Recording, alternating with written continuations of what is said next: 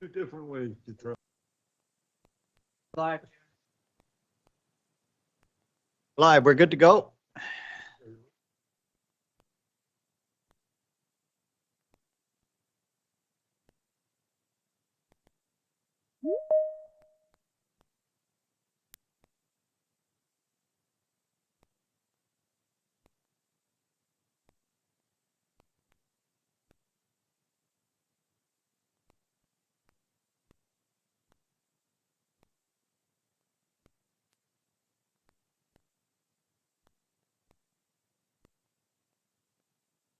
On time, Councillor.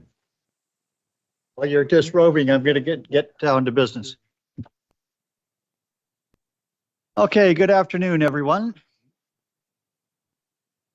As Councillor Southcott is getting into his chair, we're going to call this committee of the whole meeting for Tuesday, March 31st at 3:30 to order. And firstly, I want to acknowledge we live on the traditional territory of the Tla'amin First Nation. And we want to adopt today's agenda if I don't hear anything being added or deleted. So council, somebody want to make that motion? Moved by the mayor, seconded by Councillor Elliott. All in favor? Unanimous. We have an agenda. And I should say that Councillor Isaacson is absent with leave today, and she will not be tuning in on screen. So we have adopted the agenda. We will now move to public input period. Do any members of the public have anything that they want to contribute at this point in time? First call. We're not overloaded with public bodies today, so we're going to go straight ahead to general matters, consent agenda item. We have no items on the consent agenda, do we? Oh, we have the minutes. Okay, would somebody like to move those minutes? Moved by Councillor Doudt, and we don't need a seconder for committee of the whole, do we? So, all in favor? Unanimous, thank you. We now move to legislative matters, and we have item 8.1, options for management of wildlife attractants. Corporate Officer. Good afternoon. I think I'll start by noting that while this report says it was prepared by me, wouldn't be possible without the extensive research and drafting by my legislative assistant, Himani Khanna. So I just wanted to share that with you. The purpose of this report is to provide the Committee of the Whole with an update on wildlife issues in the community and seek direction on an appropriate regulatory and education-based approach to wildlife attractant management. Effective wildlife attractant management helps mitigate risks to public safety, pets, livestock, agricultural activity, and property, while also reducing public nuisance complaints and preventing avoidable human-caused loss of wildlife. Our current animal control bylaw has been amended multiple times to deal with negative human-animal interactions, dealing primarily with the regulation of domestic and farm animals vis-a-vis wildlife. Recently, we've had complaints regarding feeding of crows, resulting in property destruction, discarded food waste, attraction of rodents. Our enforcement officers have also noted multiple instances of residents feeding animals, including crows, seagulls, raccoons, squirrels, and deer, as well as the improper storage of solid waste, overripe fruit, attracting wildlife into community areas and causing issues in that way. Our commercial waste operators in the city have, over the last 15 years or so, as I understand it, voluntarily, for the most part, responded to the increase in dangerous wildlife activity by ensuring commercial bins with high levels of wildlife attractants, i.e. food waste, are fitted with wildlife-resistant features, such as steel lids and bar locks. The local conservation officer from the Ministry of Parks and Environment has noted that on average, he responds to about 200 to 300 calls, bear calls per year, usually having to provide awareness on mitigating wildlife attractants to people in the community. He has requested that the city consider options to limit wildlife attractants more broadly, seeking a multifaceted approach, and recommended best practice examples of wildlife attractant bylaws, such as the one from the town of Gibsons, which is attached to the package's Appendix A. Currently, the animal control bylaw focuses wildlife attractant management on pigeons and persons keeping poultry and/or rabbits. The solid waste collection bylaw regulates the timing, placement, and method of waste collection, but does not regulate the ongoing storage or management of potential wildlife attractants on private or commercial property outside of collection activities. This in turn limits our bylaw enforcement officers from effectively acting on irresponsible management of household waste primarily and insecurely stored waste outside, and resulting sometimes in neighborhood disputes when wildlife is inevitably attracted. As such, there are a range of options that council may wish to consider, including implementation of one or more of the following. Firstly, enact a wildlife attractant bylaw similar to the one from the town of Gibsons, attached as Appendix A. Secondly, would be to amend the animal control bylaw to include definitions of wildlife and make amendments to increase the scope to a broader range of animals, including dangerous wildlife. Thirdly, would be to, and this is noted as 2A and 2B, is amending our current bylaws. So 2B is solid waste collection bylaw amendment to introduce requirements for secure storage of solid waste prior to collection on residential waste on collection days. And the last option is to take no regulatory action at all regarding wildlife attractants at this time. So with respect to the first option, the wildlife attractant bylaw, its purpose would be to educate residents and promote the desired human behaviors which prevent bears and other wildlife from accessing human food sources, and builds on the current mitigation strategies with clarification on storing solid waste and collection carts prior to collection. Additionally, that kind of a bylaw can have a far wider reach, regulating things such as fruit, nut trees, bird feeders, composting, barbecue equipment, refrigerators, grease and petroleum products, home delivery, and food products. This would need to be supported through an education-first approach to compliance. Next option, animal control bylaw, would essentially increase the scope to a broader range of animals by including definitions of wildlife and dangerous wildlife, and adding a prohibition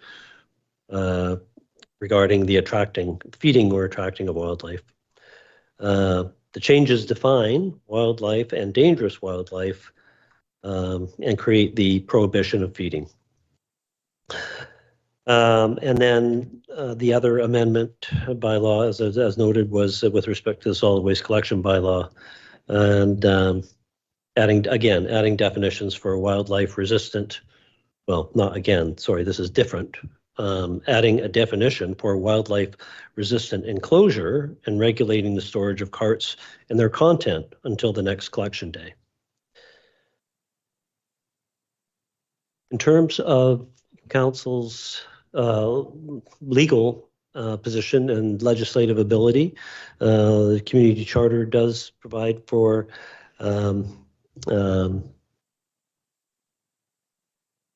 jurisdiction with the province in terms of council's power to regulate, prohibit, or impose requirements by bylaw over animals.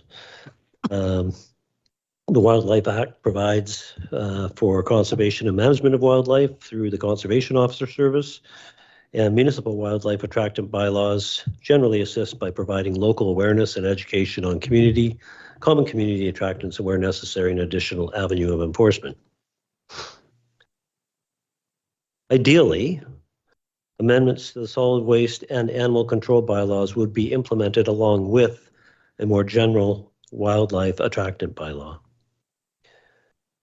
The report includes comments from city departments, as well as from external agencies like the Conservation Officer Service. And it should be noted that while the actual preparing of bylaw amendments and or new bylaws is something that is well within the scope of work for the administration department, other departments would be affected, such as the infrastructure department, which advises that current waste collection bins are not bear-proof and would require wildlife-resistant enclosures. So that was the direction that amendment bylaw would take.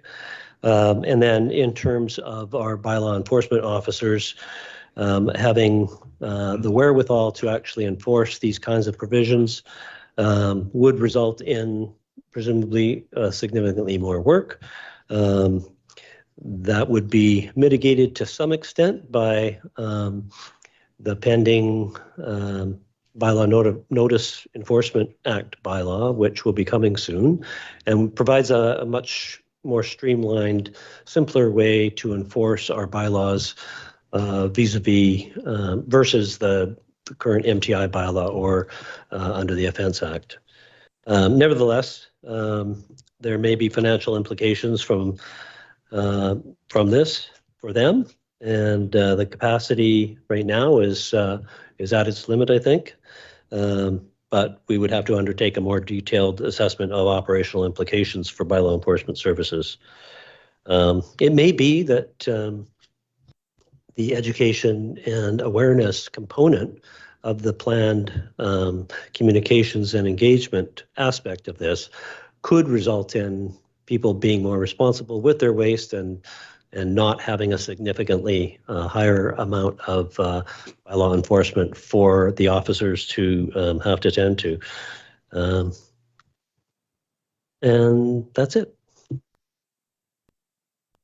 I'm going to ask the question just before we get to Councillor Elliott, who has her hand up first. This item has been brought forward without any recommendation from staff, and I was just wondering if council would like to hear a little further information from bylaws or conservation in terms of, or staff, in terms of their preferred direction going forward, because it's always important.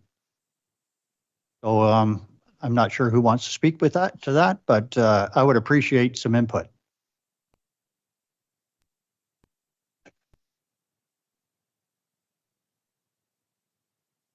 Thank you, Chair, members of council. Bylaw has worked a significant amount of time in conjunction with conservation with regards to numerous issues with regards to animals, wildlife, the outset of specifically bear attractants, and bylaw services technically has no tools with regards to that, and we're limited by the amount of resources we have in the officers that are currently there with obviously this significant workload. But when we partner with agencies like the conservation offices, it makes it quite a bit easier, especially for after hours incidents, in which the conservation officer can respond to, where we don't have that possibility unless we actually book officers, which we're restricted onto due to rules.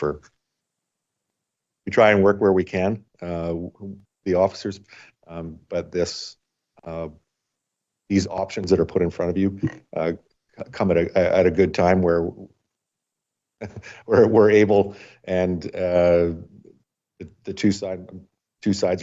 two entities are able to work a lot better together. If I could, option one obviously provides the best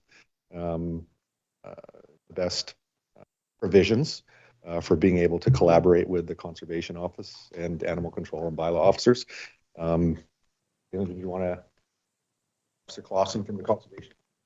Thank you for that input. Go right Thanks for having me. As first time I've been a part of one of these things, so I appreciate it. I guess maybe a slight background. I'm one of 2 conservation officers in Powell River at the time, or at the moment. Our area encompasses probably about a 3.5-hour boat ride north of Powell River, and we're part of the Sunshine Coast Zone, which also includes the Lower Sunshine Coast as well. Although we do have officers down there, but we regularly go down there and assist.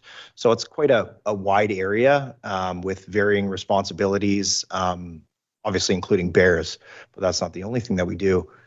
And some of the other communities, in my experience that I've worked with throughout the province, I found it extremely helpful when there can be a collaborative approach between, where the Conservation Officer Service can work with the municipalities to achieve a common goal.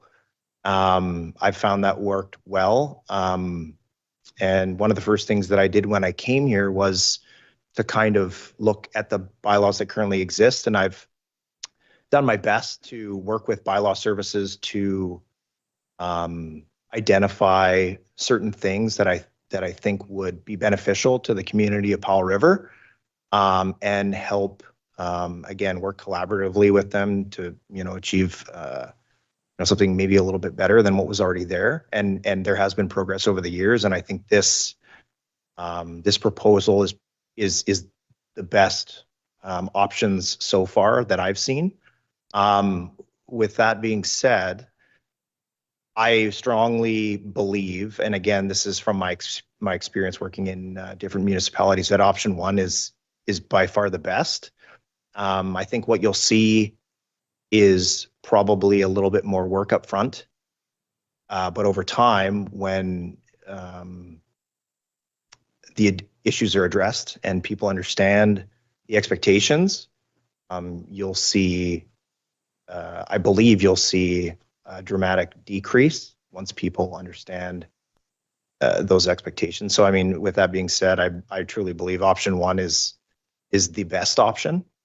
And it will allow us to obviously keep the community safe. Like, my role is public safety predominantly, but, also at the end of the day, I mean, we value the natural environment here in Powell River, and it would also go a long ways to help keep the bears safe and keep conflict down in the community. So.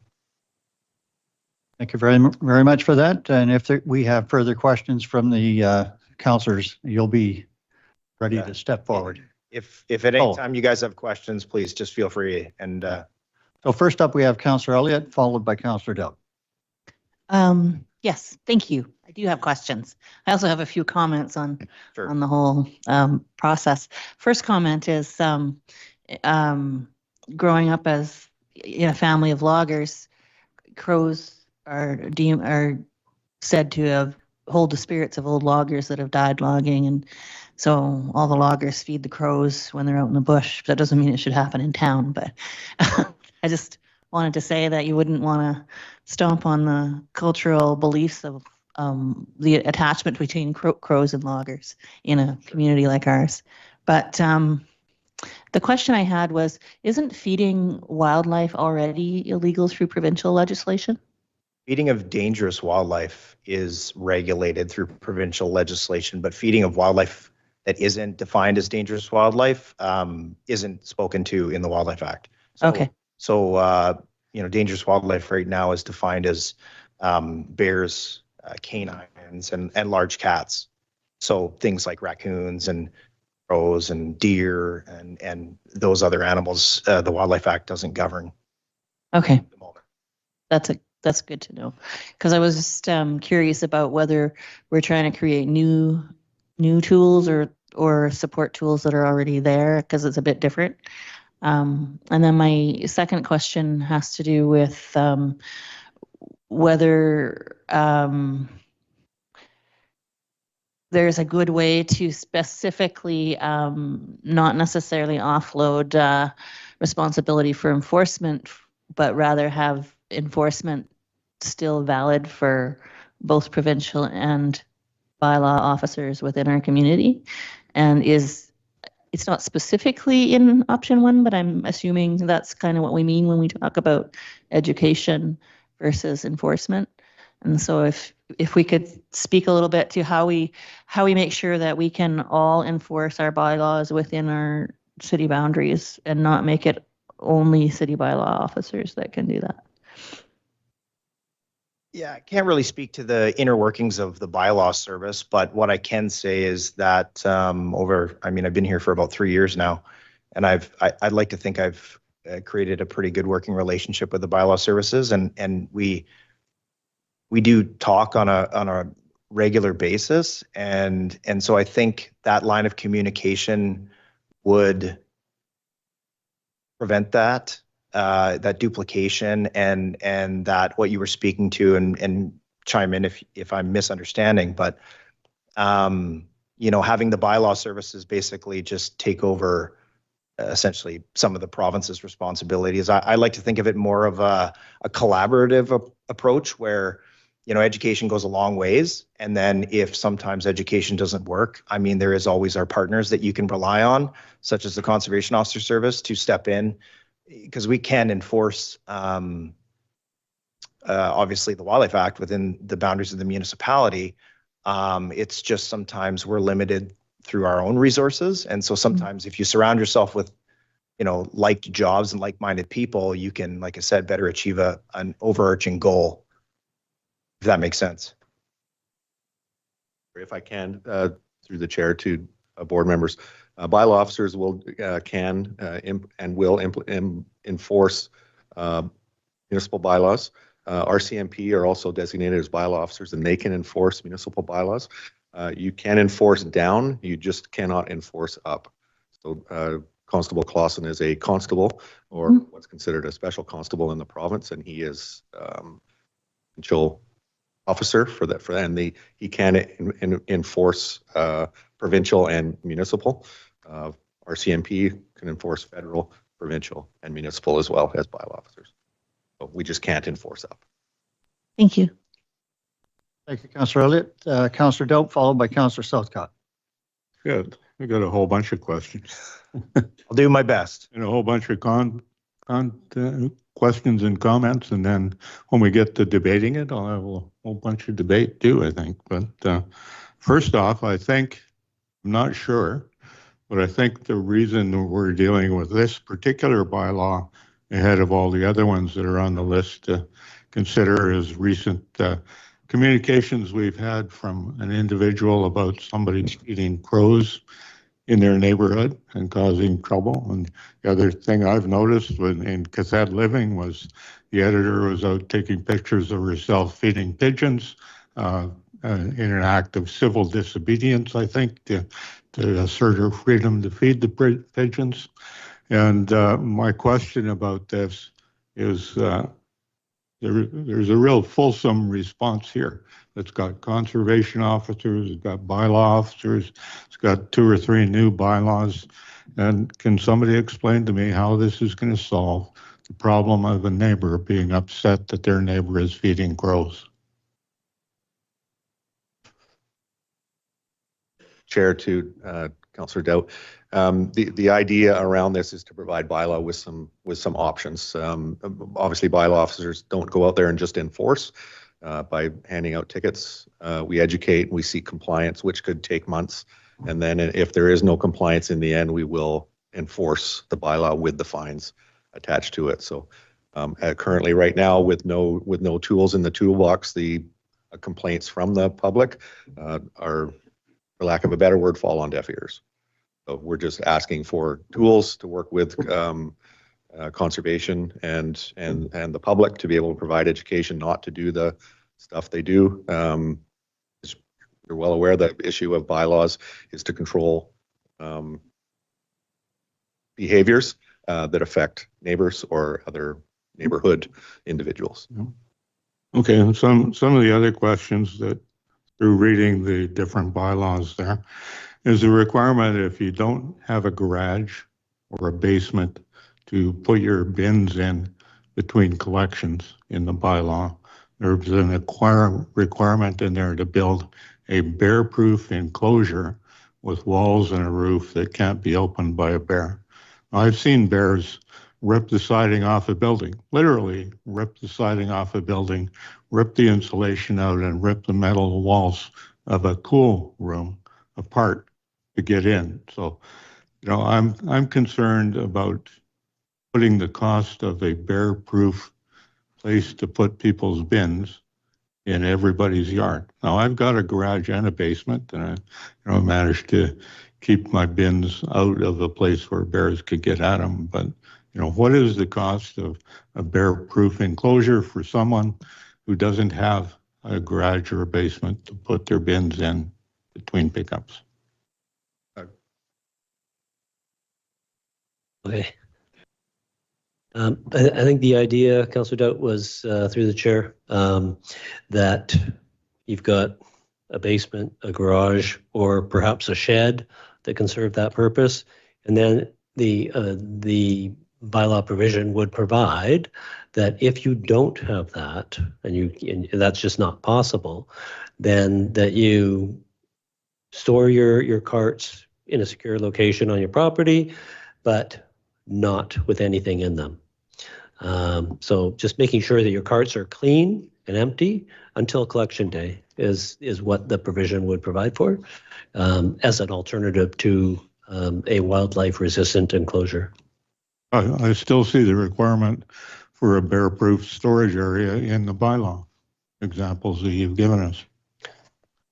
But there is an alternative that you can store your cart outside without anything in it. Okay, can I have one more question? Yeah. Go right ahead, Councillor Doubt, you're on a roll. Don't want to push it too far. Currently, under the new bylaw, will there be a fine for pre-feeding crows or pigeons if you do that under the new bylaws? And what would the fine be? There will be, regardless of whether or not there are any amendments, there will be fines attached to all of our bylaws under the new bylaw notice enforcement system, similar to the way in which fines work with the municipal ticketing information bylaw that we currently have. And I couldn't tell you at the moment what that might look like. That's still in development. Great, thanks. Thank you, Councillor Doubt. Next up, Councillor Southcott. Chair. Our animal control bylaw has taken lots of time around this table over the years. And I think mostly it's been with domesticated animals, so that's not what we're talking about today. So the only concern that I want to bring forward right now is for wild birds. As is pointed out in the Gibson's bylaw, there are definitely ways to feed little birds that does not attract larger birds, at least not in a way where the larger birds are annoying.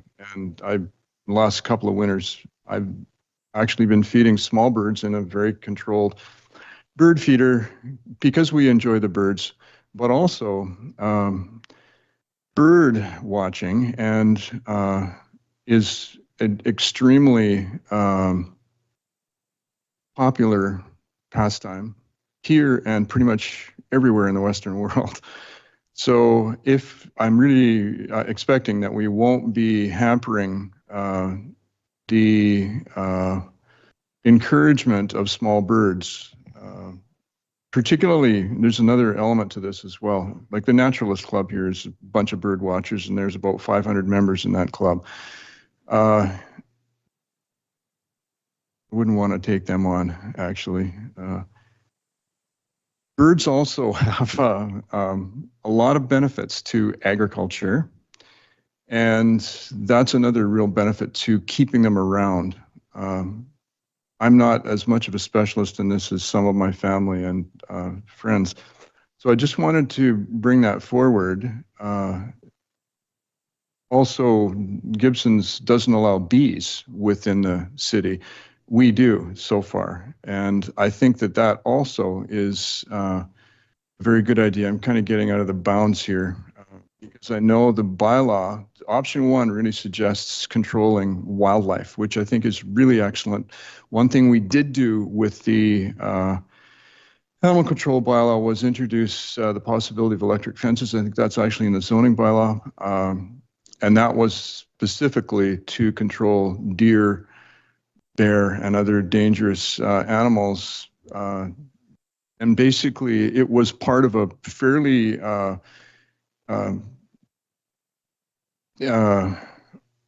concentrated project to educate local people into ways of keeping wildlife out of food producing area, which we, back a few years ago, were very interested in supporting. We haven't done it that much in recent times, but I just wanted to bring in these considerations because I was at a conference sort of on Saturday where local food security came up as a major topic, and I expect that it's going to come back to us at some point. So the question really is to small birds. I suppose it's a half a comment and half a question. Has that been considered in terms of, of writing a new bylaw that will control wildlife? Thank you, Councillor Southcott. Through the chair, staff have identified that there are aspects of, for example, the Gibson's bylaw that would need to be carefully reviewed so that we are aligning things with our current zoning permissions in terms of what we do allow and what we don't allow, and how people can be in compliance with those aspects that we already do. So that would certainly be part of the process in terms of preparing any new bylaw. I can't really speak that much to specific birds, but through the chair to Councillor Southcott, I think the idea is just to maintain the sense of community within the city of Powell River. The feeding of wildlife, while it's fun for somebody, creates thousands of dollars of damage for another neighbor. Not putting your bins away at night creates an issue for an 80-year-old lady who doesn't have the ability to clean up her yard from the mess from the bear. So ideally, they're one-offs. They're complaints because of certain actions. And again, from a bylaw perspective, it is just, hey, the education, did you know you were doing this? Let's try and find other ways of doing it and seek compliance to not create the issues for neighbors or members of the community. And then the final act, if there's, as stated, civil disobedience, is the enforcement. So the idea is not to stop it totally. The idea is to educate because there are complaints. So bylaw is a complaint-based process. If there's complaints due to damage or cost to other neighbors or members of the community. I think. Yeah, and again, I can only speak to the province's perspective, but I don't think the idea of managing attractants was to limit activities, but the expectation of the province, because obviously we deal with public safety and what the province has defined as dangerous wildlife, is to secure those attractants in a way to keep the public safe. If somebody chooses to, and I'm not going to downgrade the fact that people want to enjoy nature and things like that, but if people want to feed birds, they have to do it in a way so that dangerous wildlife isn't attracted to an area. And I mean, that's in provincial legislation, similar to what the other councillor was asking about enclosures. If people have garbage cans, for example, it's all about being realistic too, but if they have a garage or a shed or something that's well built, I mean, that is probably a good place to store your garbage while you're waiting for garbage pickup. If that's not an option, and I understand that, and we deal with this all the time, is there a way that person can better secure the garbage can itself? That can be through something as simple as putting a ratchet strap on it, doing something. Is there any perfect solution? No, but I mean, I don't think the idea or the expectation is to, stop people from doing everything. It's just people have to be mindful that whatever they're doing has to, prevent attracting dangerous wildlife. And I mean, the biggest, wildlife that I deal with that comes into communities are bears, right? So Obviously, bees, you would want to keep them behind electric fence. We're not saying don't do bees, but same with birds, right? Like I tell people, if you have a bear that's coming to your property, on numerous occasions to go after a bird feeder, maybe have a grace period where you're not putting a bird feeder up for a bit, so that hopefully that bear will move on, or consider feeding them in the winter when they're sleeping, things like that. Not perfect, but we all have to coexist, I guess, is what I'm trying to say. And sometimes that means that it's not always convenient and sometimes you have to make sacrifices, I guess. It's just the 2 cents that I wanted to kind of chime in on that. Thank you. CAO, you have a comment? Thank you, Chair.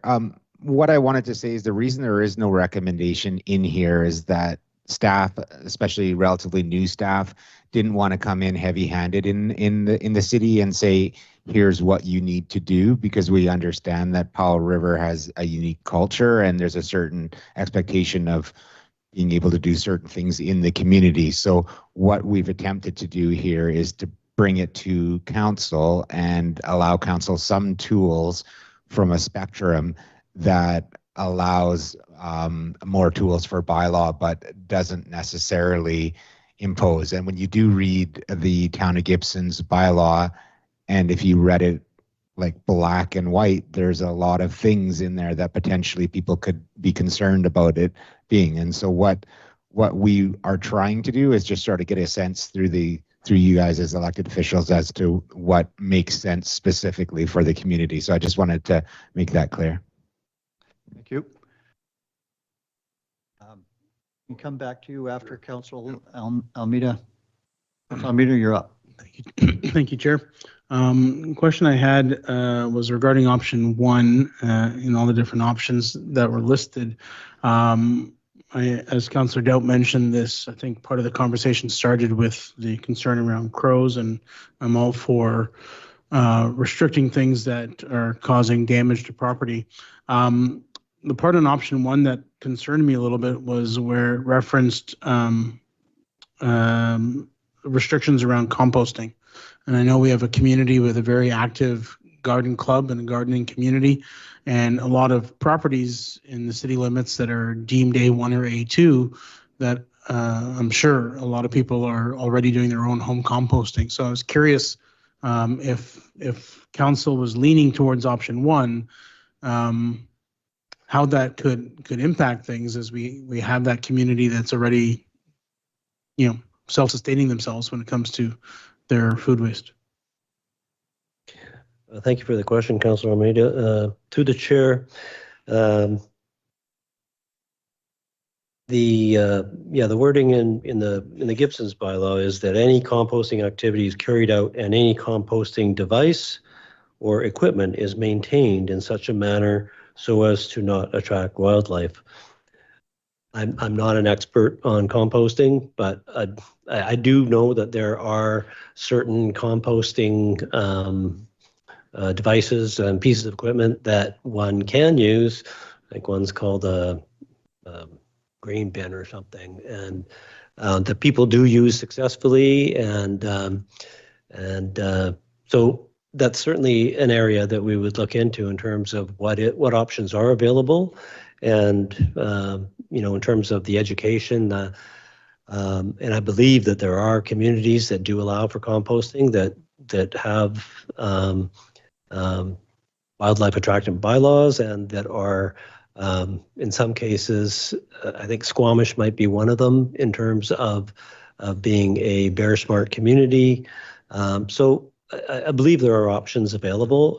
I'm sorry, I'm not able to speak in greater detail in terms of what those look like, but that would certainly be something that we would delve into deeper if that's the route that council directed us to proceed on. Councilor Almeida, anything else? No, but it looks like Officer Klassen might have some other pointers. Yeah, there's certain ways that you can compost that would make the compost less. And again, I'm coming at this from a bear perspective. I'm not coming at this from a rat or anything outside of dangerous wildlife perspective, right? But there are ways that you can compost, things that you can put in, things that you can omit to reduce that. Keep in mind the overarching Provincial Wildlife Act already states that you need to do it in a way that it doesn't attract dangerous wildlife. So if people are finding that, dangerous wildlife is getting into it, I mean, the expectation from the province is you got to change something, whether it's what you're putting in there. We're not saying stop, or, like you guys put in the ability to put electric fencing up within the municipality. I think that was in 2019, I believe it was. That is a really great tool for dangerous wildlife, for anything that you want to keep bears or dangerous wildlife away from. So from a dangerous wildlife perspective, there are things that can be done to allow people to continue to compost, but also keep wildlife away from it, reduce property damage, and obviously habituation to coming into the community. So I just wanted to chime in on that. Thank you. Thank you. So we're going to get into the second round of questions going back to Councillor Southcott, but I just want to make the point that this has been brought forward today to council to consider the various options, not to pick one outright, and then something will be brought back from staff to have a further evaluation of. Is that correct? Yeah, here I see the nods. I think there's differences of opinion. Thank you, Chair. Yeah, it's not necessarily just one option. Some of these, are perhaps best work together to complement each other and making sure that our bylaws are aligned. Thank you. Thank you for that input. Councillor Southcott, second question. Yeah, thank you. So I'm definitely in favor of giving the bylaw enforcement officers the most effective tools possible to particularly control the population in this town, because the problems from my experience with Bear Aware and WildSafe are the people, not the wildlife. And education is a huge tool. So I'm wondering if there will be, I'm assuming and understand that bylaw enforcement uses education as much as possible. Will there be a direct connection? Is this in the thinking of the suggestion to do the wildlife attractant bylaw, simply to give bylaw enforcement the tools to tell people, okay, you do this or you're going to pay a fine or something like this? I also believe in having a stick.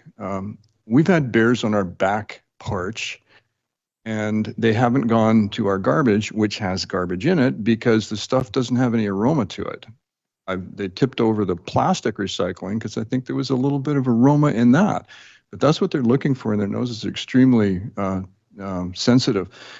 So it really is education that prevents and cures problems. But some people are really resistant to learning how to do this right. If you don't keep the organics outside, especially animal products, you won't have problems with bears. Is that being thought of specifically in terms of what this bylaw the language in this bylaw? Thank you, through the chair. The report does speak quite a bit about public education and awareness.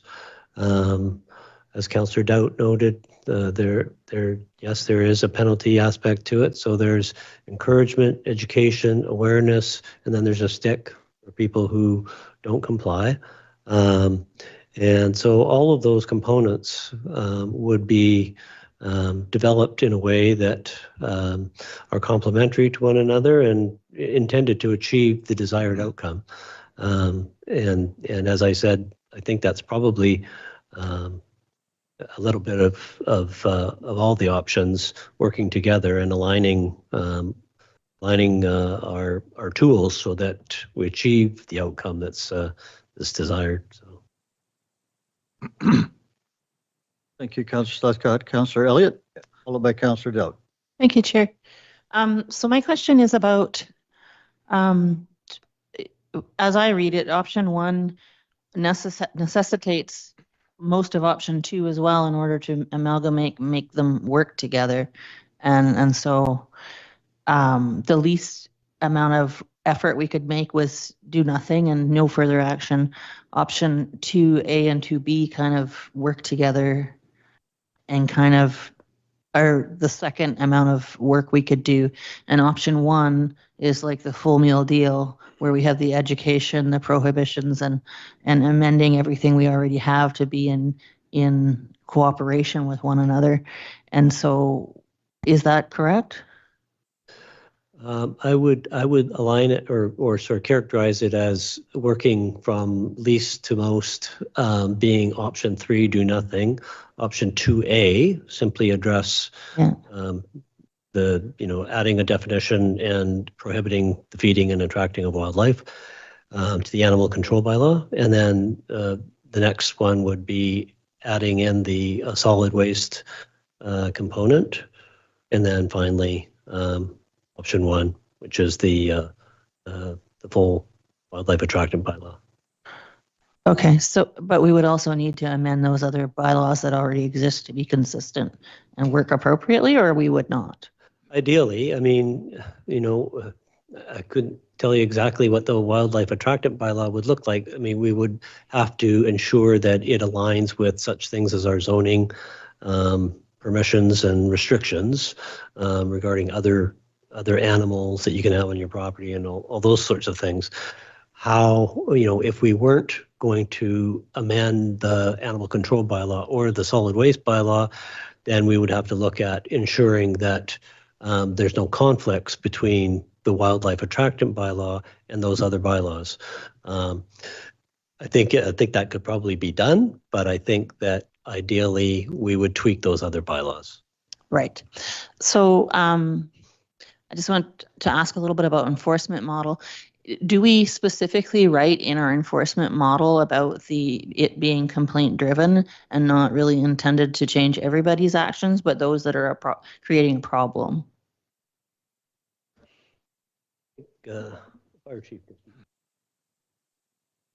Through the chair to Councillor Elliott. Yes, we do have the 3 actions that are itemized in both the provincial regulations through the ombudsman through bylaw of education, compliance, and enforcement.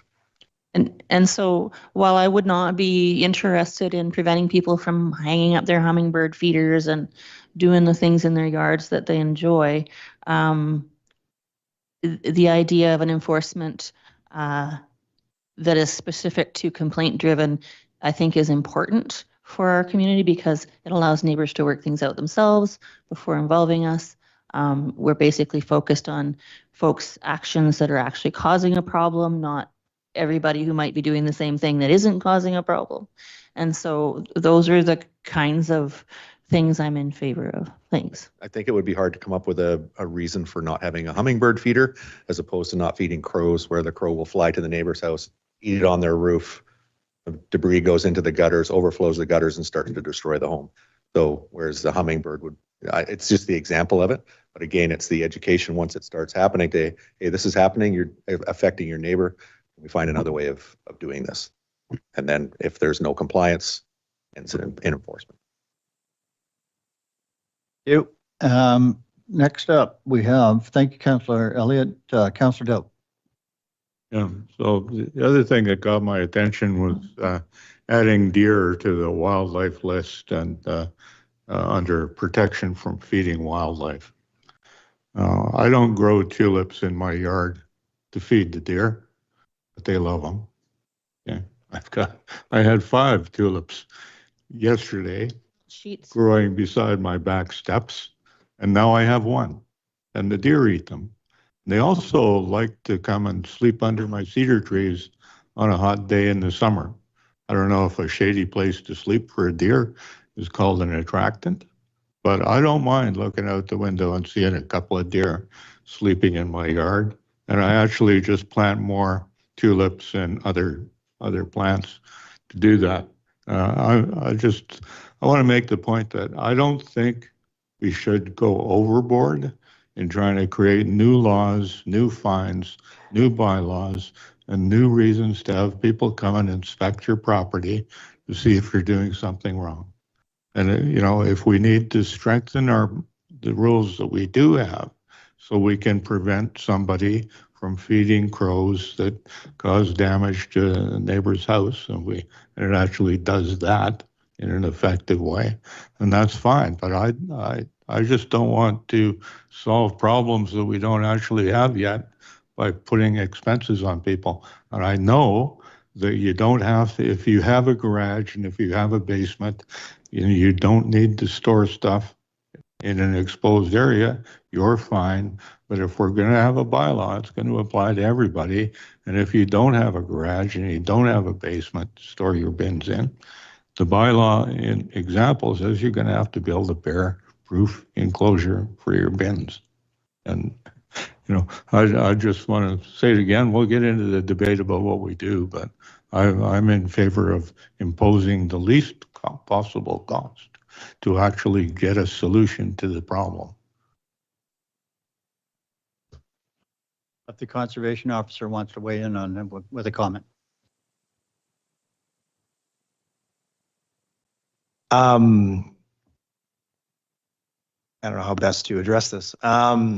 All of the things that you guys have mentioned, bird feeders, feeding deer, things like that. I understand that it's hard and maybe not popular to limit these things, but keep in mind that the more attractants that are in the community, the more bears and things that I deal with come in there. And as soon as, I have a job to keep the public safe, that overarches the bear safety. So the more of these animals that come into the community and the more they meet the threshold of being a public safety issue, then I have to step in and I have to, obviously trap and in BC, if they meet the threshold, have to destroy them, right? So I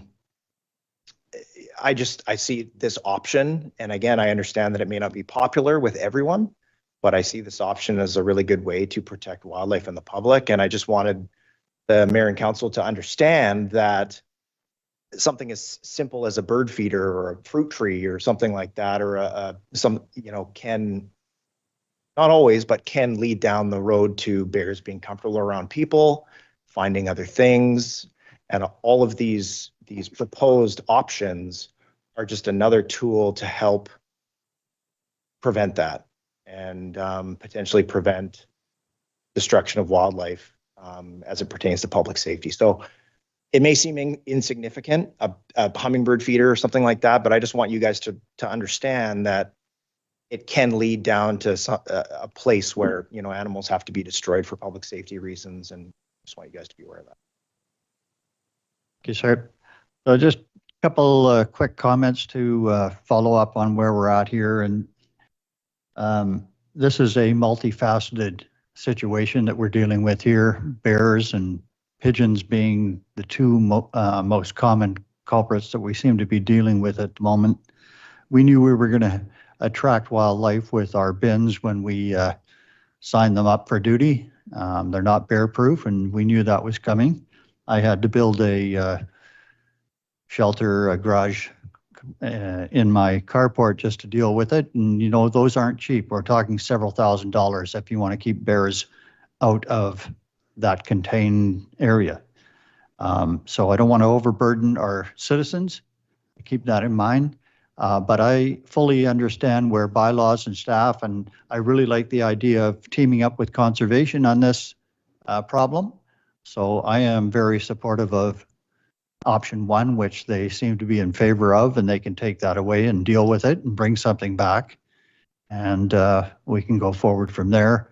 But bears are very much a problem. My phone rings regularly with senior citizens saying, can you please come and help me deal with this garbage problem that I'm seeing in my yard with bags ripped open, and bylaws is called. And, there's not much right now bylaws can do. I found that out. So we need to deal with this. So thank you for being here today. Thank you for all the input.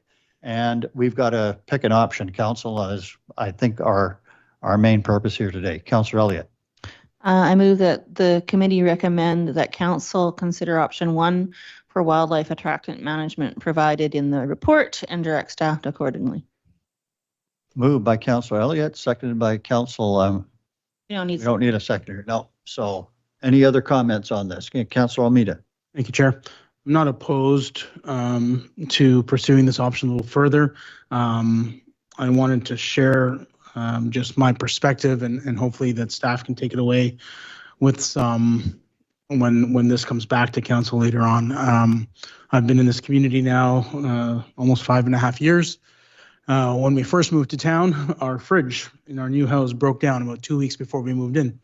And so even though we kind of knew about bears, we thought, oh, we could leave our Chinese takeout in our carport covered under a heavy weight, and learned very quickly that that was not a successful strategy to keeping bears away. But since that time, I've seen us transition from garbage bags to automated bins, and I have to say that for the most part, I've kind of learned the processes and practices of what to do and what not to do when it comes to reducing attractants. So I think the biggest thing that we need to do, in addition to tweaking our bylaws, would also be beefing up education, whether that's through the newspaper, the Catholic Living magazine, or maybe even a regular direct mail to every resident about things to do and not do. As an example, this past year, we do have a composter in our backyard, and probably the most gentlest bear around, because that bear has been in our compost 3 times and has yet to break the bin somehow. But this past fall, in October, November, we neglected or avoided putting food waste in the compost and took that time to put all of our food waste in the green bin or take it right to the recycle depot. And as a result, that bin wasn't touched for the entire time period. And I think, when the bears are coming out of hibernation or going in, whatever little hibernation they do, tends to be the busiest time that they get attracted to things. So I think a lot of education can help. We had garbage day today, and my garbage bin is empty. My green waste bin is empty until it's the day for pickup. I don't plan on installing any bear-proof thing because I don't believe you can build something strong enough to probably keep a bear out. And so all that material stays in our house until it's time. And as a family of 6 with a baby in diapers and a cat in a litter box, we still don't fill up our garbage bin every 2 weeks. So I think education on best practices at certain times of the year, and maybe even some education on how to reduce some waste can go a long way in helping with this, in addition to tweaking our bylaws. Thank you, Councillor Almeida. We have a motion on the floor. Councillor Elliott. Thank you. I'll just speak to the motion for a second. I think that we're all a little bit nervous about how it would impact people in the community, and we could start by sending this forward to council and making a decision to get some words on paper so we understand how it works. I'm hoping for education, rich enforcement, gentle approaches across the board. And so first step is to send it to council and enable staff to move forward with this. So I'm going to vote in favor. Charlie, Councillor Doubt. I'm going to vote in favor of this, I guess, to see where it goes. But I'm going to stick with what I've said before. When it comes back and we get a final draft, whenever that happens, I'd like to see the minimal imposition of additional costs and something that actually solves the problems that have been identified. Doesn't have to solve all the problems that might ever exist in the world, but if it solves the problems that are identified and doesn't try to solve ones that don't exist, I think we're okay. When I look around my neighborhood, and I pay attention when I'm driving around town, with the introduction of the composting bins and the regular garbage bins and now the recycling bins, I've seen a marked decrease in the amount of garbage scattered around the community on garbage days. The street, I live on Sutherland Avenue, and it's rare. I think maybe a couple times in the summer when somebody has put out a black plastic garbage bag full of stuff, it might get ripped apart by bears, or more likely crows in my neighborhood are ripping the garbage bags apart. But for the most part, the city streets are clean and they're well taken care of. And I don't know if anybody's had their green bins or any of their bins torn apart in their backyard. I don't know if that's ever happened. So while it might be nice to build a bear-proof enclosure, I'm not sure that that solves a problem that exists. So I'd like to see the minimal intrusion, and I'm worried about get that living editor being arrested for serving pigeons or whatever, but hopefully we won't go that far. Okay, just before I call the vote, a couple things. One, I echo Councillor Doubt's cost concerns for our citizens, and lastly, in terms of one other item I was going to bring up. Oh yes, staff capacity. I am worried about staff capacity, and I'm sure that will be built in to whatever you bring forward to make it manageable. So, having said that, I call the vote. All in favor of option 1. Unanimous. Thank you very much. Okay, let's move along on today's agenda. And as soon as I can bring it up here.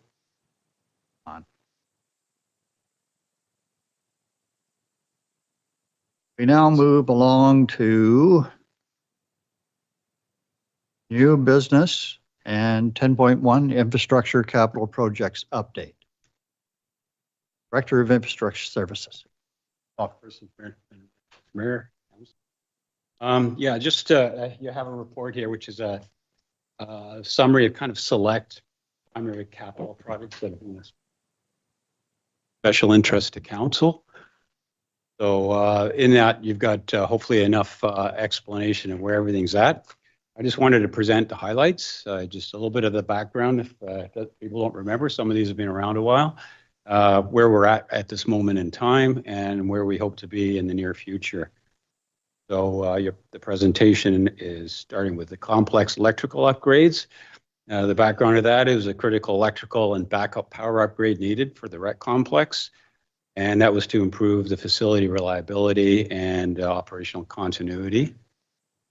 Currently, as you all I'm sure are aware, it's under construction and moving along nicely with the civil works, setting the stage for the electrical works to come in later. Expect that to be finished in mid to late summer. Next project is the town center bus shelters. We now have an agreement with the property owner, as you know. And again, the whole goal here was to improve the rider experience, people coming out after shopping at the mall and coming into a shelter while it's raining before they get on the bus in a more comfortable situation. It is on private property, so it's a bit of a different situation from the norm. 3 shelters are going in. Currently, we now have an agreement with the private property owner, and we have the grounding plates already just received and about to be installed, which are for the solar panels at the top for the lighting. And then the shelters will be arriving and installed by the end of this month. All right. Recycling program rollout. So this was the transition that was well underway prior to me being here, and it's moving along nicely under Rod's leadership to improve overall efficiency, safety, and service consistency with the recycling program. Obviously, coming to council at the next council meeting will be the procurement recommendations for the 2 trucks with the arm that reaches out for the recycling bins. And later the carts, and thanks to a member of public, we've looked at the additional carts from the composting operation, and looks like we will be able to use those in the recycling operation. So we'll just change the lids and be able to reuse those and save some money for the public. We expect the whole program to be launched in the fall. The seawall repairs, and that's that seawalk, and obviously a serious issue as you expose the ground to the waves with the rising water, and you want to get at that and stop that erosion as quickly as possible. Unfortunately, we are in an area that there's a fair history around the First Nations, so we have some archaeological challenges. We've remedied them, and we're getting that part of it underway, and to get it right with the tides. So there's a low enough water for the archaeological field work to go ahead. When that's complete, we expect to be able to get in and repair that work in September. The building's master plan, I'm very happy to be part of the team to be reviewing now 3 strong proposals out of the shortlist that we completed, and we're going through their methodologies as we speak. So this is 3 strong, very world leading, I would say, in this kind of work. And we expect them to have their final reports completed by the fall of this year. Crosswalk installations. Tully's been working hard at this. The pedestrian safety was the priority at the time of the council made this decision, and but also some active transportation considerations as well. Wanting to end up with a flashing beacon installations with the kind of sidewalk you see in this picture. We have one complete on Alberni Street and operational, and the one on Manson by the park will be is underway in terms of the planning and should be complete spring 2026. Pretty soon. Logger sports pools. This is again looking at the overall infrastructure and safety for people utilizing that as an event. We've looked at it from an end-of-life infrastructure perspective, and we've evaluated a number of installation methods. Josh is leading that. He will be coming forward to council with a much more in-depth report and through the forestry grant funding to make a recommendation. That's the review of his is complete with the input of the rest of the team. And we hope if direct burial is the choice of council by July, if they want to go maybe a better asset management approach, then we'll be looking at a longer term. And park kiosks, unfortunately, the original inception of this was to procure and improve the parks. Program was rescoped to align with budget because it went over budget originally, and they tried a new approach. That's just come in, and nobody bid on it. So we're back to square one, looking at considering alternate procurement approaches, possibly standing offers with local engineering companies and contractors, which we can draw upon and get this moving. But it is a difficult situation to meet the current budget limits that we have. That's it in a nutshell. Questions? Thank you very much. We had first hand went up with Councillor Elliott, followed by Councillor Dell. So fast at the hand. I have a question that relates to the procurement of trucks in the recycling program rollout, and I just wanted some clarity. I thought the trucks we had already had the arms for, but they weren't able to use them because we didn't have the bins. And so, was I wrong about that? No, I don't know that full story, but I know these bins. You mean the particular bins, the 240-liter ones that are that we're proposing to use, the larger bins, as compared to the old compost bins? Is that the comparison you're making? Yeah, you have. Yeah, my understanding is that these solid waste pickup trucks, garbage trucks, were already on the replacement schedule and were already set to be replaced. But once we decided to switch to the recycling pickup as well, we sort of put it on hold to make sure that the arms for the new trucks, which again were already scheduled, met the requirements that we need. And again, a fulsome report will be coming to council for Thursday, or you will have received that already. Okay, and so the current recycle trucks do have arms, but we don't use them necessarily because the bins are not standard for them. And one of the changes in going to those trucks was to make it possible to do it this way. And it also made it harder for manual pickup and more dangerous. And so that was part of the discussion before. So I was just a little bit confused. Thank you.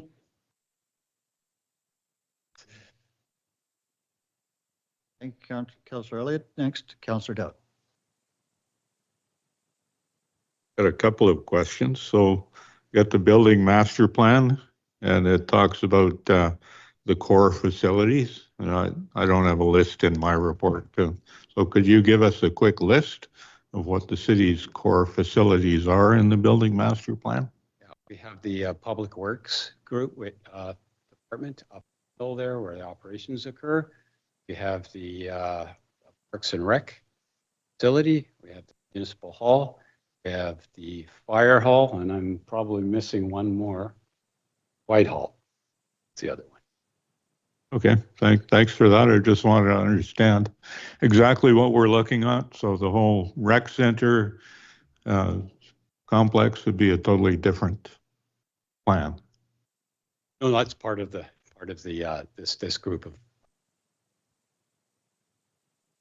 Okay, so then I'm looking. The other question is about the kiosks or the park shelters, and I know the Wildwood ratepayers for quite a few years have been talking about shelters in Sunset Park, and they've gone from talking about someday there being a plan to that morphing into a plan for 4 shelters in 4 different parks that were all similar, and we had budgeted money and talked to the community forest about money for that.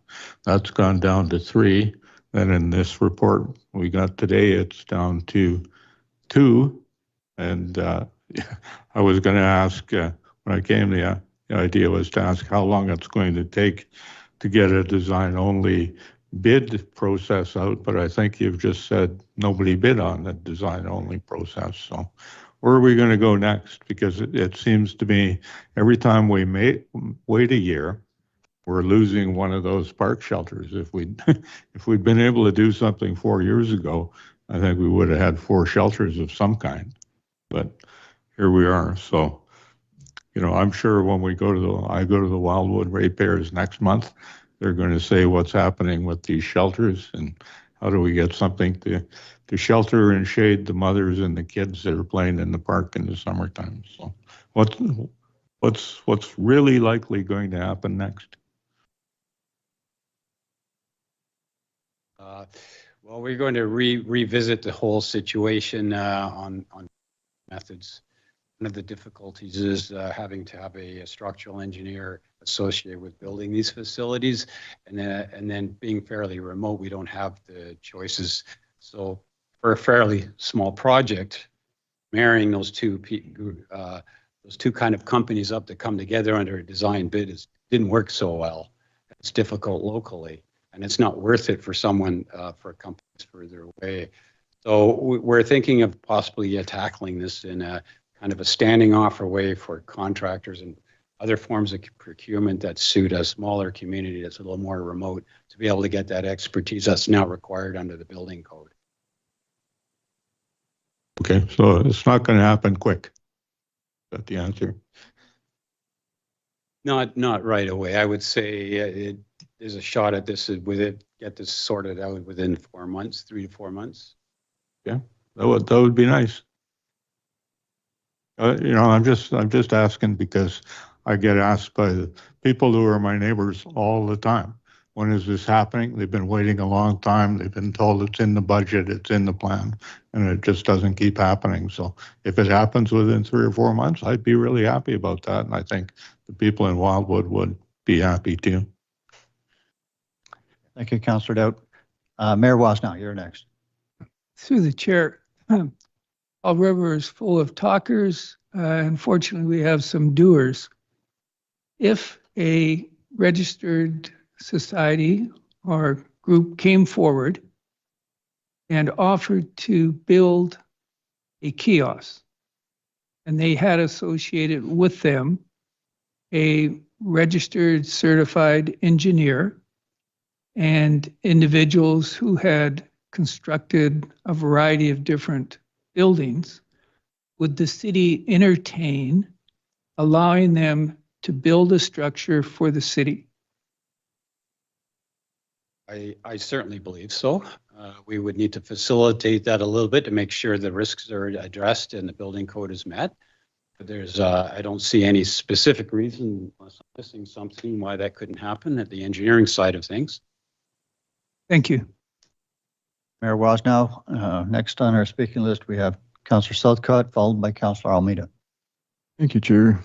With regard to the buildings master plan, a couple of weeks ago, the mayor brought back the consideration for the Pickleball Association with regard to their request for property at the rec complex. My understanding, which may be faulty, is that structural or construction considerations to do with the complex, particularly the pool and its roof, are critical to the longer term plan for what's going to happen there that has, I understand, has influence on what the Pickleball Association wanted. Staff referred to the need for a rec and culture services master plan. How much connection is there between that and this buildings master plan? Like how much, I'm just wondering if the buildings master plan really has an influence on how that, you know, that other planning or the longer term desires of the Pickleball Association be addressed. Pass this one over. Through the chair, they are different products, different reviews, but highly linked together. The master plan, which the details our director of infrastructure could point out more clearly than I could, within the master plan will feed into what do we need to do with the complex, what can we do with the complex, what is the recommendation to approach the complex. All of that would be input into a Parks and Rec and Culture master plan that would help us determine what, if any, new facilities we may or may not need based on what we find out in the master plan. Thank you. Thank you, Councillor Southcott. Councillor Almeida? Thank you, Chair. Councillor Isaacson was feeling under the weather today, but she did reach out to me before the meeting after reviewing the documents. And while the report referenced the bus shelters and the washrooms at the Town Center Mall, she was curious, I guess, in terms of the timeline. You said the shelters are not too far away.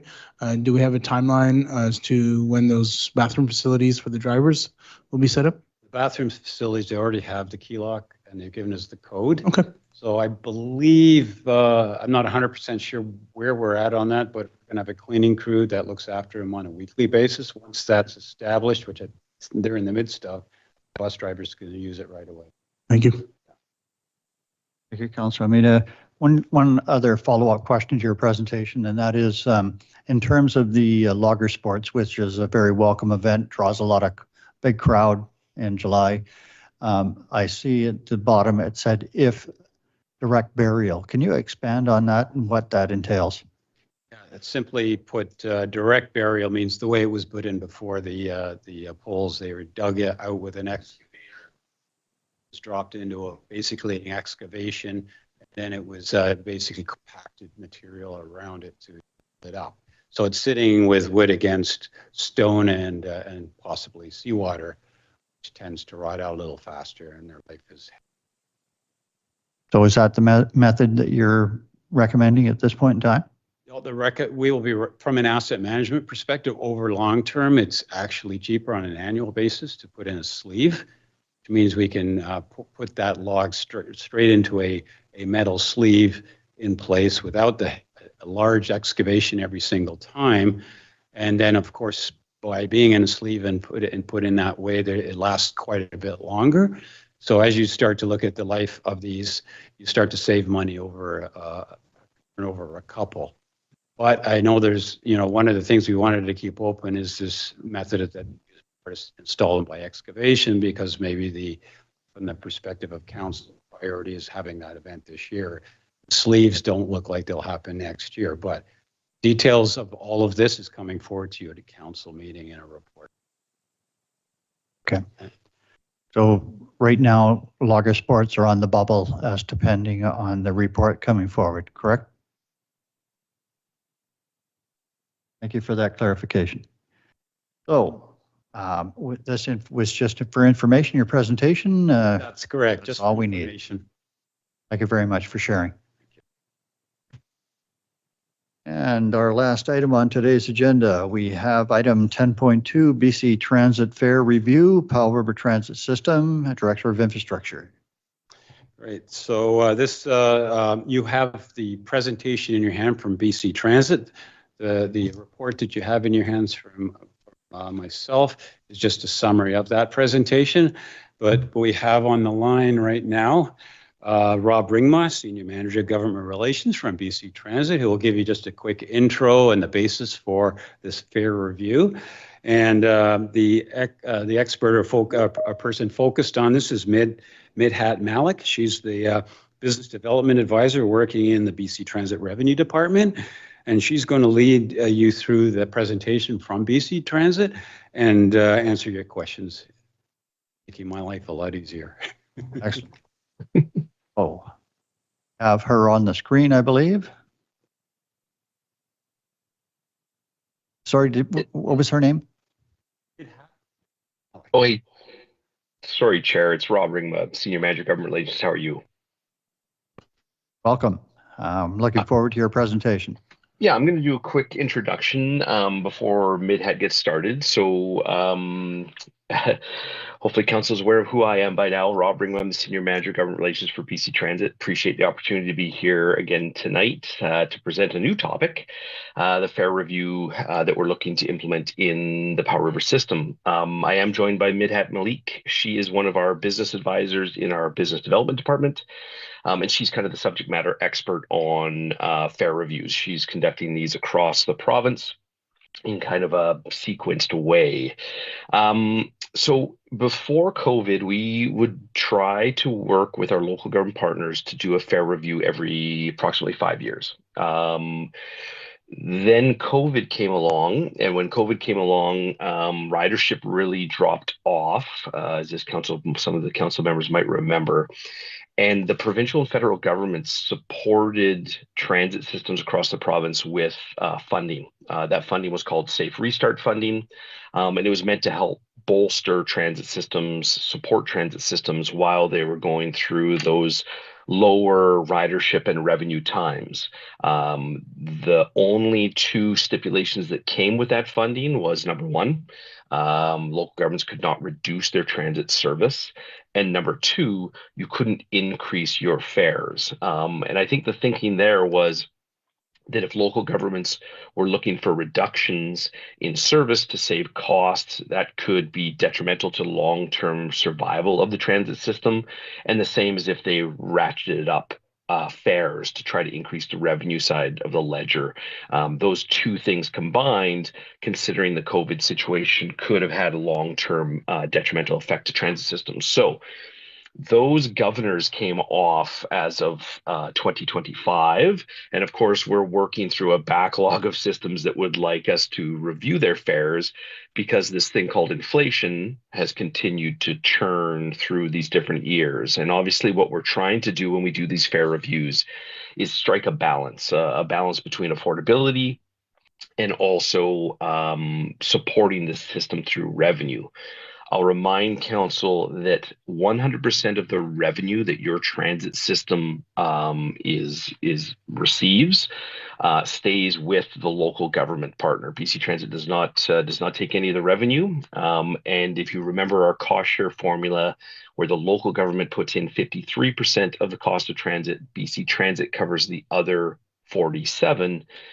All of that revenue goes to the local government and helps to offset your 53% of costs. So it is important. Revenue is important. And because of that relationship, ultimately the final decision on fares will be in front of this council. BC Transit does not make that decision. The work that Midhat is doing here is to really develop options to bring back to council. So today's presentation is just an overview of that process, and then we will work on a full report and a full presentation to bring back to council to walk you through the options.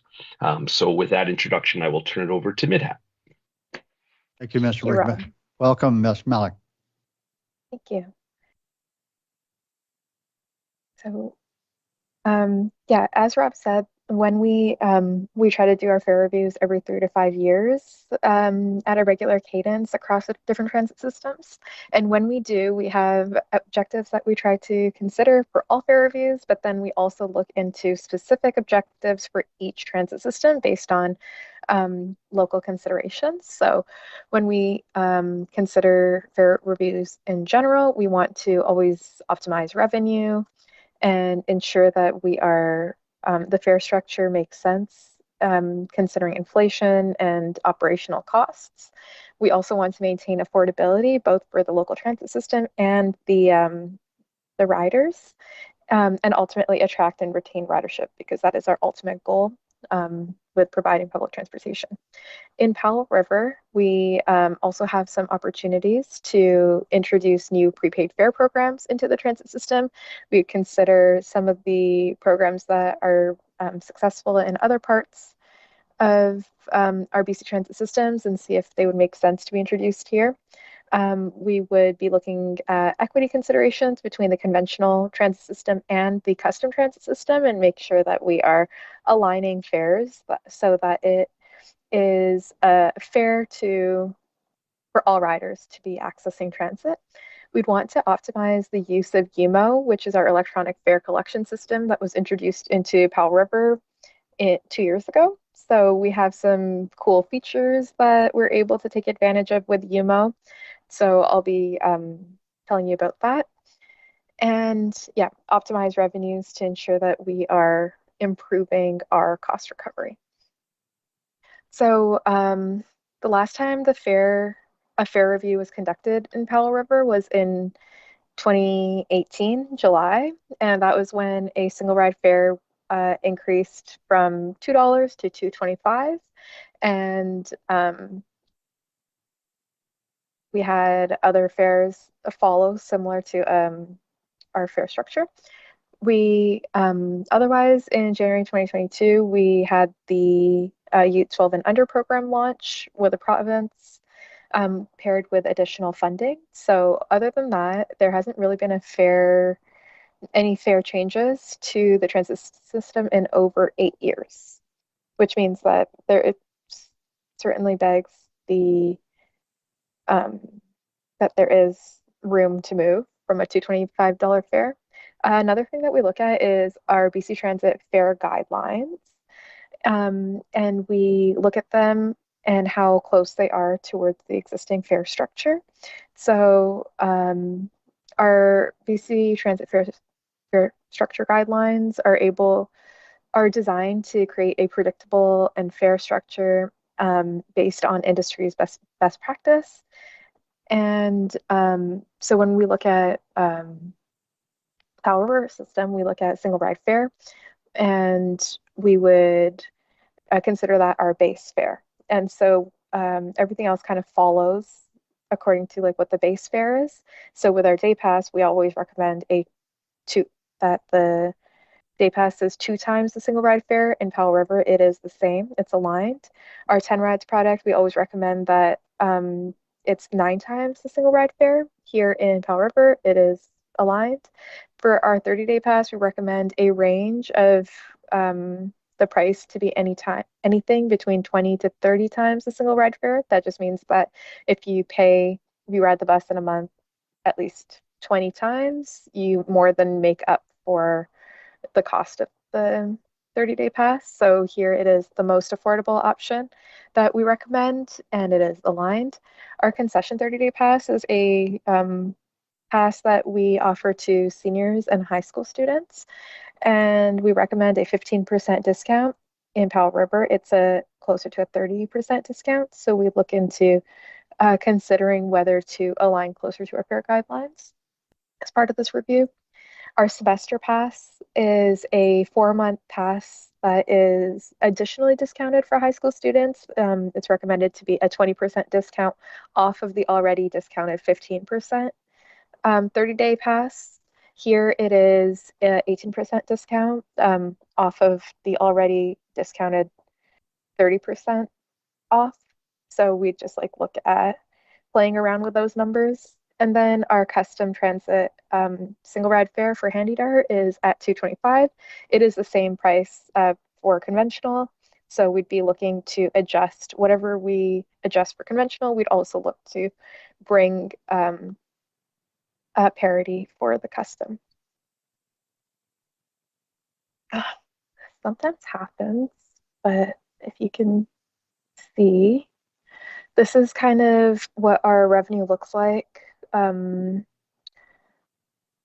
based on our different revenue sources. A majority of our revenue sources are from single ride passengers, and then our 30-day passes.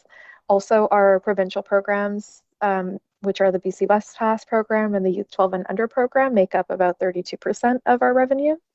So it's interesting to also see that our day pass and our 10 rides product isn't popular. So that is something that we look into when we are offering our recommendations of adjusting products. So we have 2 provincial programs. These programs are successful in Powell River and they provide revenue for the system. However, they are out of scope of adjustment as part of this fare review, just because they are something that is agreed on a provincial level. With the BC Bus Pass program, it's a cool program that offers low-income seniors and anyone receiving disability assistance very discounted transit passes for any transit system across BC, which this program makes up 28% of Powell River's revenues. And then the Youth 12 and Under program is a program that's supporting youth be able to become comfortable and confident in taking transit at a young age and then building future transit riders, currently providing 4% revenue for the transit system. Here we're looking at our annual performance summary and specifically a metric, the cost recovery. And over the past 5 years, we see that revenue is making up a smaller and smaller portion of our total expenses, which means that our cost recovery rate is decreasing. And then without adjustment, we would see additional decline in cost recovery. So this is something that we will definitely be considering as part of the fare review. So we have a few prepaid fare programs that might make sense in Powell River. One of them is our ProPass program. It is an annual program that supports partnership with employers and providing discounted transit passes for employees. The program supports a 15% discount off of the adult 30-day pass, with the flip side of having a 12-month commitment from the employees. So it is no cost to the employer and it is free to set up and it is administered by BC Transit, made easier through UMO. So this is something that we can definitely roll out and see success potentially. And we have already received interest from the Cathett Hospital wanting to have support a discounted transit pass for their staff. So another prepaid fare program that exists in our other BC Transit systems that we will consider here in Powell River is the EcoPass program. And the EcoPass program is a bulk purchase discount program that enables a stable and secure revenue source for the system.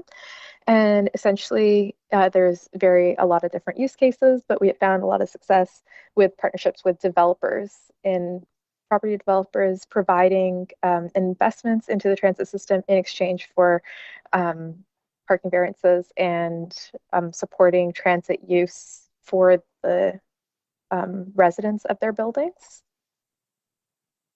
We'd love to hear your feedback to see what you think about the feasibility of something like this in Powell River. And then the last consideration that we'll be making in our fare review is considering some opportunities with UMO. So currently in the transit system, we have pre-purchased day pass. So passengers can go on the UMO app and go into the store and then buy a day pass and ride all day for free.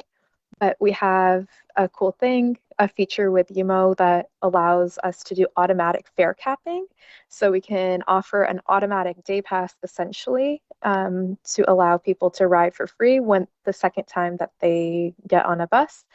We've seen a lot of success in other transit systems, and we have been swapping our existing 90-minute transfer policy to in favor of the automatic day pass policy. One thing we look at is if the day pass, the existing day pass and 10 rides product is being very popular, and if not, we would just remove those and offer this policy. But we also look into transfer usage and rates, and we can access a lot of data with our UMO system now, so we can kind of see user behavior and see if it makes sense. So this is something that we'll be looking into more and providing you with a recommendation on if it makes sense the next time we see you. So here's my last slide, and it's essentially our process that we're doing for our fare review.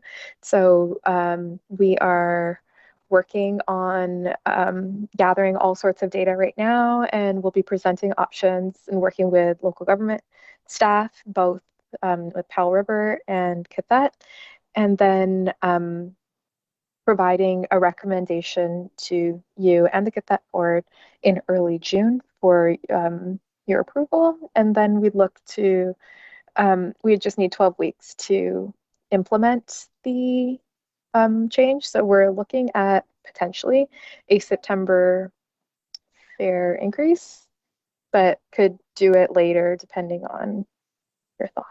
So with that, Rob and I will take any questions and hear any feedback. Thank you. Thank you, Ms. Malik. Thank you for your presentation. We have the first question coming from Councillor Doudt, followed by Councillor Elliott. Councillor Doudt. Thank you. First off, is there going to be any public consultation between now and when we see a recommendation from BC Transit for a fare increase with the public? Is there going to be any public consultation in there, or is it just simply going to be notification of the public after council's made a decision? Yeah, thank you, Councillor Doudt, through the chair. What I can say is the timeline that MID has put together does not include public consultation. We can do public consultation if that is so desired by council. I've done quite a few of these. You can imagine public feedback on fares and possible fare changes is pretty consistent across the fare systems that I've been involved in. You know, at the end of the day, we have stipulated that one of our key goals is to try to maintain affordability. So we're conscious of that as we put these together, but we're also conscious of the fact that inflation has continued to see cost increases that the city is incurring. The city has also invested in their transit system, just as recently as last week, implementing some expansion of service. So all of those do have an impact on the input costs for your transit system. And as Ms. Malik has kind of outlined, over an 8-year period, we haven't seen any changes or adjustments to fares or fare revenue. So with that being said, if council so wishes, we can do public consultation, but it may adjust that timeline that was proposed. So unless something changes, unless the group decides to have more consultation, I would suggest that hopefully the public will be paying attention to what's going to happen to the bus fares. Right now, there looks like they're going to be increasing. And if the public wants to have an opportunity, they should pay attention to our agendas in June and come out and talk to us about that. Because there's not a lot of time to do a lot of deep consultation between now and June, as far as that goes. Seems like a long time in the real world, but for a council, that's not very much time. So my other question is actually a request. And I see that I think we're recovering about 10% of the expenses in fares. And when we look at a change in revenue, I would like to look at what it would cost the city to not charge for buses, to allow people to get on the bus when they want to go somewhere, get to the end, and for the city to pay 100% of the expenses. And the reason that I say that is when we're looking at the cost of living for a normal person, you look at housing, you look at transportation, and you look at food. Those are the basic costs that you try to cover when you're looking at setting a poverty line, when you're looking at setting an affordable income or a livable income. You look at those things. And one of the things that can make a really big difference, in my view, is public transportation. Because the people who are using the buses are likely the people that don't have or can't afford cars, the people that don't have the money to pay for a car on a daily basis and are going to use it. And that for the kids going to school and people trying to get around town and go to the businesses, if they can get on the bus and not have to pay even that $2.25, it's going to make a difference to the people who use the buses.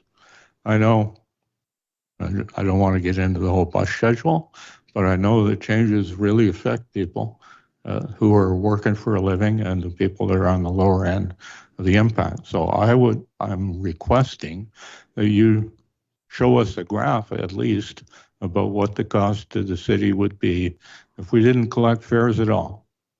You'd save a little bit on the UMO systems and other accounting systems, but maybe it would increase ridership and maybe it would help the people that are struggling to get by. Is that possible? Yeah, I can comment there. Thank you again for the question, Councillor Doe, through the chair. We've done some white papers on free fare transit. We have done free transit or free fare transit or fare free transit analysis within some of our other fare reviews. We can do that here. What I would just comment on is the fact that obviously there's a revenue component. We can analyze the loss of revenue that is currently being incurred. That loss of revenue would directly shift to additional cost to the local side of your transit costs, is the first point I'll make. So because that revenue comes 100% off the city's portion of the costs, that would need to be made up through the city's other revenue lever, which is taxpayers and property taxes. So I just will make that comment. The second comment I'd make as well is that, to your point on the increase in ridership, what also we usually calculate in any of these free fare analysis is if there is an increase in ridership due to the reduction in fares, what is the cost required to expand the transit system to be able to fulfill and have the capacity for that demand. So you could, in a scenario where you offer free fare transit, you could lose the revenue on the fare side, on the revenue side, and you could face increased cost in terms of expectations and requests for expansions of transit service to help supply that demand. So those are just some considerations for council to consider, and that you would see those come through in the fare report. But we can do some fare-free analysis within the report if that is so desired by council. At the end of the day, it is council's privy to make the decision on fares, whether that's an increase or whether that's a decrease. And we want to make sure that you have the full envelope of information in front of you to make that decision. Thanks for that good review of the different possible costs and benefits. I'm just asking to have it written out in the tables in front of us so we can see what the cost is and what the benefit might be and make a decision from that. So thank you. Thank you. Thank you, Councillor Doak. Thank you, Mr. Rigbit. Next up is Councillor Elliott. Thank you, Chair. So a couple of questions. The first question has to do with the BC programs. Some of them are free. Some of them are talking about providing free transit for people under 12. And then there's the clear $45 pass that they also provide. What does the revenue look like that comes to the city for those options? Is it a rate they apply across the province for the under 12s for all communities, or how do they determine what the city gets? Yeah, I can start to answer that question, Councillor Light, through the chair. So I can take each program, the two programs that were outlined. Midhat may have some color commentary that she may want to add. When it comes to the BC Bus Pass program, that's the $45 pass for low income applicable seniors. That's a provincial program. What they do is they track the postal codes of the applicants, and you would get the $45 for each one of those customers that purchases that pass. So that money would transfer directly to your transit system and against your revenues. I don't have the exact number of what that looks like, but that's something we can obviously put into the report to give you a bit of frame of reference. As Midhat had put in there, it's a fairly high portion of the total fares that are coming in. I think that relates to a little bit of an older demographic potentially within your region, but you do get 100% of that $45 per BC bus pass that comes from your region. On the free fare for 12 and under, that program is subsidized by the provincial government. When they implemented that program, they looked at some data that we had in Victoria in terms of demographic data that we did have at that time, that kind of analyzed what the percentage of 12 and under ridership would be, and then they applied a formula across all systems. My understanding is that program is being reviewed in terms of the subsidy that you're getting, but it would be a flat subsidy each year that the province would supply based on their kind of allocation calculation on the revenue loss that program would provide. So the one program, you get dollar for dollar every applicant. The other program is a formula that the province then provides a one-time subsidy each year to offset the potential revenue loss from that program. Okay, so and there is no provincial kicking in for the disability assistance $0 ones. So those are provincial programs that don't provide us revenue. I'm not sure what $0 program you're referencing. The free fare 12 and under, which doesn't collect any revenue, you get a subsidy each year from the province to make up for that fare loss. But I don't know. There's no other provincial zero. Yeah, disability assistance provides $0 bus I can answer passes. that. Yeah. Thanks for that. Okay, so the BC Bus Pass program, there's two rates. There's one annual rate for low-income seniors. They pay $45 a year, and the people on disability assistance, they don't pay anything. However, what Rob said is mainly true, except for just the allocation to the local government partners, if I may. So it's by quantity of people sign up, and then a rate is applied every month to provide revenue for the transit system. It is greater than $45 a year and $0. And it is more close towards our 30-day pass rate times the number of people that are registered in the program. So there is about $50,000 in revenue annually that comes into the BC Bus Pass program, and there is funding for that. It isn't here. It isn't what comes from the client. It's, No. Yeah, okay. So maybe more clarity around that in the upcoming report. And then the other question I have was in our report, not your slide presentation, it talks about community engagement as required, but I'm hearing you verbally tell me that there isn't going to be any. And so this is a public report that might give the impression that there is going to be some. And so I don't know that that's a good thing. That to have a report say something that isn't going to happen, and we want to make sure that what we're telling the public aligns with what we're doing. And right now it is not. Yeah, and just thank you, Councillor. Just in response to that, I think if staff direct through this process, we're just starting the process as Midhat has put out there. If through council feedback and the staff would like us to do some form of engagement on fares and fare products and fare options within the Powder River system, we can do that. I think currently we, again, as I had mentioned before, we're trying to do all the analyzation and the reporting piece, but obviously public consultation and helping the people not only be aware of the work that's being done, but also potentially some of the options that will come out ahead of time is never a bad thing. And then my third question doesn't relate to the fare review, but rather that we've implemented a bunch of changes really recently, and lots of folks want to tell us how it's affecting them. And we're getting various feedbacks about that. Is there a way for us to gather that feedback fairly soon to try and tweak things if we need to, rather than waiting a long time?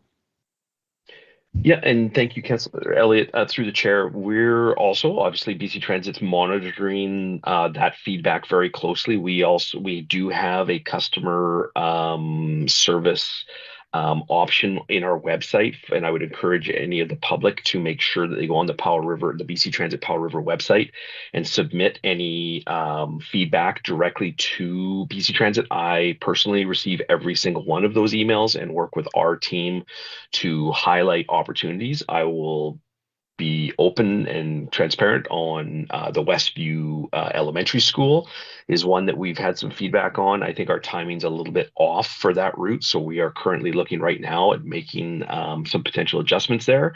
But if there is other feedback, it can be consolidated. If council's getting that feedback, they can consolidate it and send it through Mr. Rowlands, and he can send it directly to BC Transit. I'm also available via email if somebody wants to reach out and send me a direct email. We're trying to be as responsive as we can to any of the recommended changes. I will be the first to say, when we do a restructure as large as the restructure and the expansion, I'll also put in there that we did expand the transit system as we did.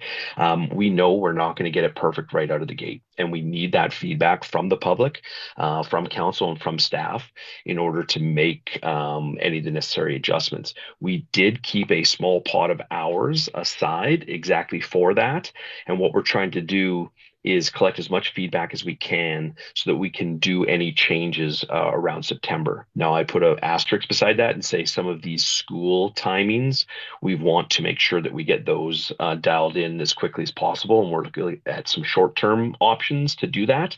But in general, we're trying to collect all of the feedback, analyze it, and then try to make one change where we can make any of those adjustments or tweaks. So I appreciate that bringing it to our attention. So just for your information, my son, who's 14 and goes to Brooks High School and has been riding the bus since he was in grade 3, because he used to go to Henderson, has decided after riding the bus one day at the end of spring break when we came back that he won't be going on it anymore. The overcrowding is extreme because there used to be 2 buses taking kids to Henderson and Brooks, and now there is only one, and there's no room on the bus for people to be there. And so that's just, like my son said, I'm never going in that bus again. It was just too crowded for him. He didn't feel safe. No, I appreciate that feedback. I'll take that back. Thank you. Councillor Elliott, Councillor Almeida. Thank you, Chair. Councillor Doat took a little bit of my thunder earlier because I was going to share a little bit about a video I saw last year, I think. City of Orangeville in Ontario, about an hour north of Toronto, had pivoted 3 years ago to a free transit model. And one of their decisions behind that was that they were generating about $150,000 in fare revenue, but the cost of a staff person to tabulate and calculate all that was about half of the fare revenue they were bringing in. And so it didn't make the financial sense to keep the fare going. And by removing the fare revenue, they were able to actually double their ridership. So when the report comes back, I was going to ask for that similar request to see what an impact it would make if we were to explore that idea. I don't know if I'm in favor of it or not, but definitely want to explore it. There's other communities like Canmore and Mount Tremblant in Quebec that are about the same size as Powell River that have made those steps over the past few years. So it'd be interesting to see. I don't know if anyone in BC is doing it yet, Mr. Ringma, but I'd be curious to at least know the numbers. Thank you, Councillor Almeida, for the comment. I'm not aware of any system in the province that is gone 100% free fare. There are some systems. Your sister next door community in the Sunshine Coast is offering free fare for 18 under through what they call an S-Pass program that is administered by the SCRD. So there are some of those types of programs that have been implemented, but at this current time, there's no system in British Columbia that has 100% free fares. Thank you. Any other questions, Council? Seeing none, we are just sharing this for information here today, aren't we? There's no recommendation. So we look forward. I want to thank both of you for your presentation today and your presence here. Mr. Rigby, you're always very clear and concise and to the point. I really appreciate that. And Ms. Mellick, you were great today, and thank you for the information that you brought forward. Much appreciated. Thank you. Much appreciated the opportunity. Have a great day. Thank you. So that brings us to the end of our agenda here this afternoon, and there are no late items. Public clarification. Mr. Galinsky, do you have questions? Thank you, Mr. Galinsky. Members of the public, anybody online lined up? Thank you. Hi, Kathy Koralik. Just a couple comments. One of them is about the wildlife issues. We do live in a forest, so it's kind of, challenging to keep everything out. I have a ugly deer fence, which keeps the deer out of my yard. Works. I come from a community with 1/3 the size of Powell River, and we had 300 to 400 deer roaming. They can be dangerous, and you just have to learn how to deal with them all. And I have a small dog that has made a friend with a small deer. It was just kind of cool. On either side of the fences, of course. Anyway, I think it's something we have to be aware of and be cautious about no matter where you're heading. And secondly, these kiosks or shelters, Rotary has completed 2, one at Palm Beach and one on Texada Island, and they've been done in the past 3 years. It was done through volunteers, and Rotary came ahead. We applied for some grants and were able to fund it that way. So there are possibilities in the community to do some of this. And if that's of any interest to someone, I would suggest maybe presentation or something going to Rotary or any of the other similar organizations. And last one, buses. I confess I don't ride buses, never ridden a bus in my life. But there are concerns about the routes and the times that have come to my attention, just in general conversation. And I'm glad to see that there could be some reconsideration of the situations going around town. That's it. Thank you. Thank you. Councillor Dowd, you want to respond? I just want to have one comment, and that's on the buses. And we've discussed this as a council at least 3 different times in detail at council meetings about the route planning of the buses, and it's always been clear to me that BC Transit intended to implement the plan and see how it works. And I think all of us are hearing a lot of stories. I'm hearing from a lot of people. Frankly, I'm hearing from more people that talk to me about taxes, about the bus schedules, and they're really affecting people's lives. I know people whose ability to work is being affected by that because they just can't get from one end of town to the other end where they work, or where they used to be able to make the trip home and back by bus, and they can't now with this schedule. But in fairness to BC Transit, they are willing to review it and try to make it change. So there is an online, and I don't have it right in front of me now, but there is an online comment and customer service saying if you're having trouble using the bus, to get where you need to go, you can go online and make sure transit knows the particular problems that you're having. And hopefully we'll get it sorted out because everybody wants it to be better. Of course, it's just an experiment in that case. So, but again, people are concerned. So thank you. Thank you very much. We have someone else that wants to step forward.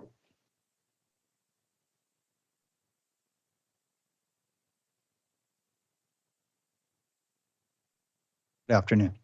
Good afternoon, Chairman, councillors. My name is Marion Kemp and I live in Westview. And I have a brief question.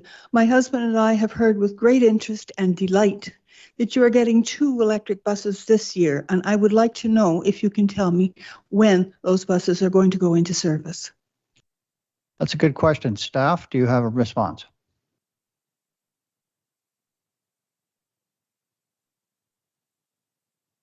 I'm sorry. So just to understand, you're saying there's changes that are occurring are going to be done at a certain time. You're not sure when, and that is the Specifically electric. When the electric buses Electric are coming buses. online. sorry. When are the electric buses coming? Apologies. They should be in by August. August. August. Late August is likely. Yeah. All right. Thank you very much. Sorry. Thank you for that clarification. Any other questions? Anyone online? Seeing none, we are adjourned at 5:29 p.m. Thank you very much, everyone.